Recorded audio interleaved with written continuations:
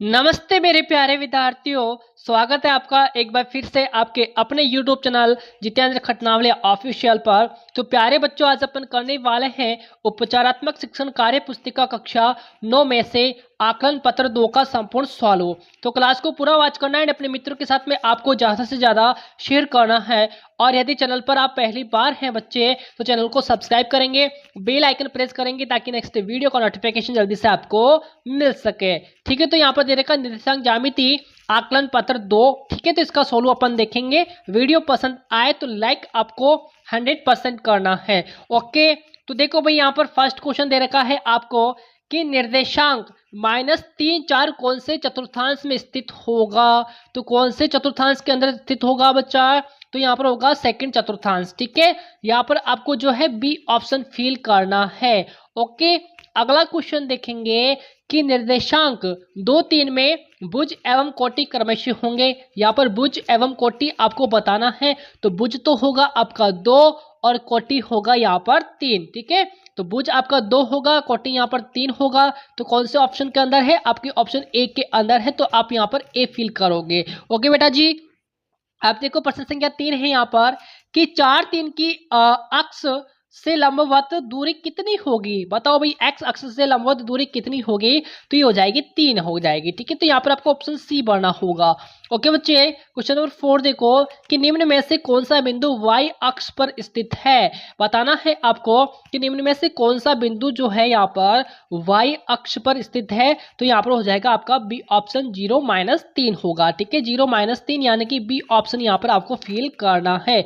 Okay बच्चा, अगला question देखेंगे अपन क्वेश्चन नंबर 5 में। यहाँ पर देखो भाई, क्वेश्चन नंबर 5 कि एक्स अक्ष व वाई अक्ष के प्रतिच्छेद बिंदु के निर्देशांक क्या होंगे। तो क्या हो जाएंगे निर्देशांक? यहाँ पर होगा 0-0 होगा। क्या होगा?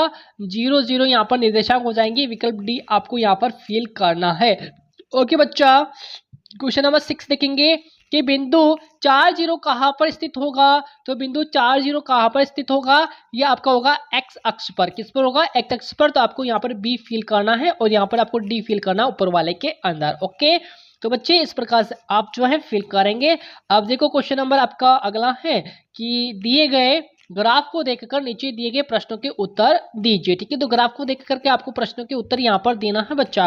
ओके, तो क्वेश्चन नंबर 7 देखेंगे और यहाँ पर आपको ग्राफ दिखाई दे रहा है, तो इस ग्राफ को देख करके अपन को उत्तर यहाँ पर लिखने हैं। ठीक है, क्वेश्चन नंबर 7 देखो, एग्जाम के अंदर ऐसे प्रश्न आपके लिए आएंगे। ठीक है, तो बिंदु ई के निर्देशांक क्या होंगे? बिंदु ई के निर्देशांक आपको बताना है बच्चा। तो ई कहाँ पर है? यहाँ पर ई जो है यहाँ पर ये रहा आपका ई। ठीक है, यही है ना ई। तो ई के निर्देशांक क्या है आपके? देखो -2। ठीक है, और यहाँ पर भी आपका है -2। ठीक है, तो आपका ये हो जाएगा ई के निर्देशांक। ठीक है, तो ई के निर्देशांक -2 और -2 है भाई। ठीक है, हाँ -2 और -2 है, तो यहाँ पर भी आपको माइनस करना है भाई। ठीक है, तो -2 यहाँ पर हो जाएंगे। ठीक है, अगला क्वेश्चन देखेंगे अपन, बिंदु बी कौन से चतुर्थांश में स्थित है। बिंदु बी जो है ना, ये आपका कौन से चतुर्थांश के अंदर स्थित है। तो ये देखो यहाँ पर बिंदु बी है और ये पहले चतुर्थांश पर है भाई। किस पे है? पहले चतुर्थांश पर। तो यहाँ पर होगा फर्स्ट चतुर्थांश। ठीक है, तो यहाँ पर आपको लिखना है फर्स्ट चतुर्थांश हो जाएगा। ओके, अगला क्वेश्चन देखेंगे, क्वेश्चन नंबर 9 है कि एक्स अक्ष पर कौन कौन से बिंदु स्थित है। तो एक्स अक्ष पर कौन कौन से बिंदु यहाँ पर स्थित हो जाएंगे। तो डी व ओ है भाई। ओ हो जाएगा और डी हो जाएगा। ठीक है, डी और ओ जो है ना, ये आपके एक्स अक्ष पर स्थित है। ओके, एक्स अक्ष पर यहाँ पर स्थित आ जाएंगे। अगला देखेंगे बच्चे, यहाँ पर देखो क्वेश्चन नंबर आपका 10 है। क्वेश्चन नंबर 10 आपका क्या कहता है बेटा? देखो, वाई अक्ष पर स्थित बिंदु के निर्देशांक बताने हैं आपको। ठीक है, तो आपका जो है वाई के ऊपर जो है ना, यहाँ पर जो है आपका सी है ना, एस सी हो गया, और 0 और -3 है भाई। 0 और -3 यहाँ पर है, तो यहाँ पर आपको लिखना है। ओके, क्वेश्चन नंबर 11 देखो यहाँ पर कि चतुर्थ चतुर्थांश में, ये वाला है ना, चौथा चतुर्थांश में कौन सा बिंदु स्थित है, उसके निर्देशांक भी आपको बताना है। तो बताइए, आपको बिंदु बताने हैं और उसके निर्देशांक भी बताने। तो बिंदु ए है भाई, बिंदु ए है, ये रहा। ठीक है, तो 3 - 2, ये 3 हो गया आपका और ये -2 हो गया। तो इस पर आपको इस प्रकार से आपको यहाँ पर फिल करना है। ओके, क्वेश्चन नंबर 12 देखेंगे कि बिंदु एफ के भुज और कोटि बताने हैं आपको। बिंदु एफ का आपको बताना है, भुज और कोटि आपको बताना है। तो बिंदु एफ यहाँ पर है, इसका भुज तो हो गया 3 और कोटि भी हो जाएगा इसका 3। ओके, -3 तो भुज है और 3 आपका क्या है, कोटि है। ओके, -3 भुज हो गया, कोटि हो जाएगा इसका 3 हो जाएगा। ठीक है, तो इस प्रकार आपको फील यहाँ पर करना है। क्वेश्चन नंबर 13, मूल बिंदु के निर्देशांक लिखने हैं। तो मूल बिंदु के निर्देशांक आपको पता है 0 0 होता है। और 14 में देखो निर्देशांक 1 1 कौन से बिंदु से प्रदर्शित हो रहा है। तो बिंदु 1 1 जो है ना, ये बी से प्रदर्शित हो रहा है। देखो ये 1 है और ये 1 है, तो बिंदु 1 1 जो है आपका बी से प्रदर्शित हो रहा है, तो यहाँ पर बिंदु बी लिखेंगे। ओके बेटा, अगला देखने वाले हैं अपन, क्वेश्चन नंबर 15 है आपका। आसानी से समझिएगा। यहाँ पर देखो दिए गए ग्राफ में निम्न बिंदुओं को प्रदर्शित कीजिए। यहाँ पर ग्राफ दिया हुआ है, इन बिंदुओं को अपन को क्या करना है, प्रदर्शित करना है, यहाँ पर दर्शाना है। तो दर्शाते हैं भाई। O 0 0, ये रहा आपका O, तो यहीं पर ही होगा 0 0। ठीक है, अब देखो P -2 0 है, तो ये आपका P है, ये रहा P, और ये -2, ये रहा आपका -2 है यहाँ पर, और ये 0 हो गया। फिर Q देखो, Q में 3 4, ये Q है, ये आपका 3 और ये 4 हो जाएगा। ओके, R 3 -2, ये R, ये 3 हो गया और ये -2 हो गया। ठीक है, S -1 और -3, ये S, ये -1 और -3। ओके, अगला देखें।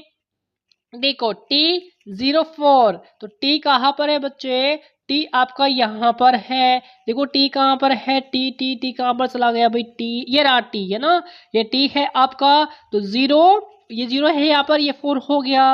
ओके, U में -3 और 4 है, तो ये U है आपका -3 और आपका ये 4 हो गया।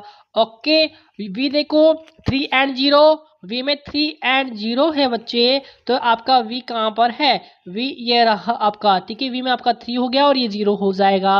ओके, फिर W में 0 -2 है ना, W के अंदर 0 -2 है ना बच्चे, तो W कहाँ पर है आपका, देखो W ये रहा आपका, है ना, W यहाँ पर है, तो 0 ये हो गया और -2 ये हो गया।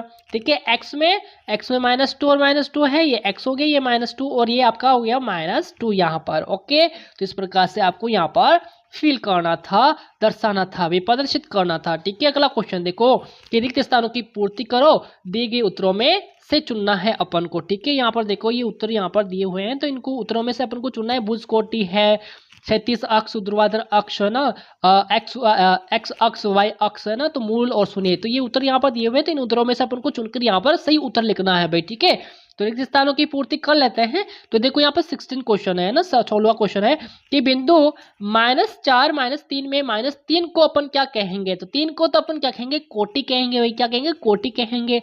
ओके, एक्स अक्ष को क्षैतिज अक्ष भी कहते हैं, जो एक्स अक्ष होता है ना, इसको क्षैतिज अक्ष भी अपन कहेंगे। ठीक है, तो ये वाला इसका राइट होगा।